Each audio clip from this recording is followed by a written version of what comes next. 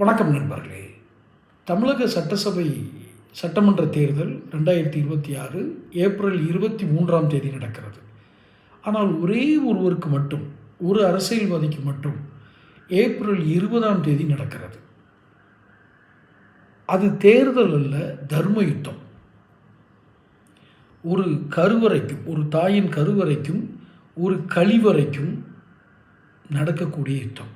எப்படி பொருத்தம் பாருங்க. ஏதாவது பொருந்துதா? என் கருவறையை ஒரு கழிவறைக்கு கொடுக்கும் மரியாதை கூட கொடுக்காமல் சிதைத்து விட்டார்கள் அப்படின்னு ஒரு தாயின் கருவறை கதறுகிறது.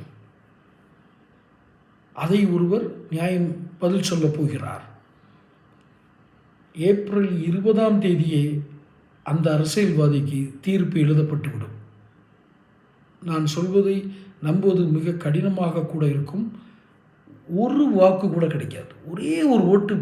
எப்படி அந்த கேண்டிடேட் கூட போடாமல் போயிட்டான் அப்படின்னு ஒரு தொகுதியில் நின்ற, அவர் கட்சி சார்பில் நின்ற கேண்டிடேட் கூட அவர் அந்த சின்னத்துக்கு வாக்கு செலுத்தியிருக்க மாட்டான்.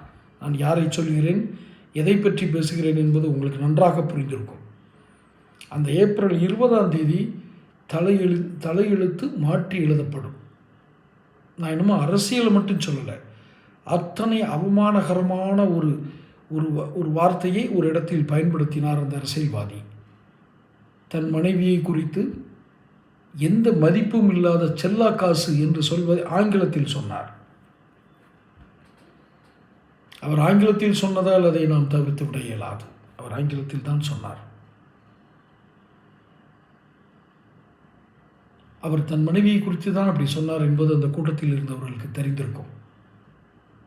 அவர்கள் எந்த விவரமும் இல்லாத அறிவிலிகள். ஒரு ஈர்ப்பு, ஒரு புறத்தோற்றத்தினுடைய ஈர்ப்பினால், வசீகரத்தினால் ஆர்ப்பரித்து ஒரு பிசாசை தலைவராக வைத்திருக்கிறோம் என்பது கூட தெரியாமல் அந்த பிசாசுக்கு ஆதரவாக கூப்பாடு போட்டு கூக்குரல் எழுப்பி ஆரவாரம் செய்து, நீங்கள் ஒன்றை நினைவு வைத்துக் கொள்ளுங்கள், அந்த அரசியல் தலைவரை பின்பற்றுபவர்களை நான் கேட்கிறேன், பிசாசுகளினுடைய தலைவனாக சாத்தான் தான் வர முடியும். அல்லது பிசாசுகளுக்கு தலைவனாக வேண்டும் என்று நினைப்பவன் சாத்தானாகத்தான் இருக்க முடியும். ஆக அந்த ஏப்ரல் 20ஆம் தேதி தீர்ப்பை அவர் ஏற்றுதான் ஆக வேண்டும். அது 23க்கு முன்னாடி வருது இல்லையா? தேர்தலுக்கு முன்னாடியே தீர்ப்பு வந்துடும். அந்த ஒரே தலைவர் இவர் தான். தொடர்ந்து பேசுவோம்.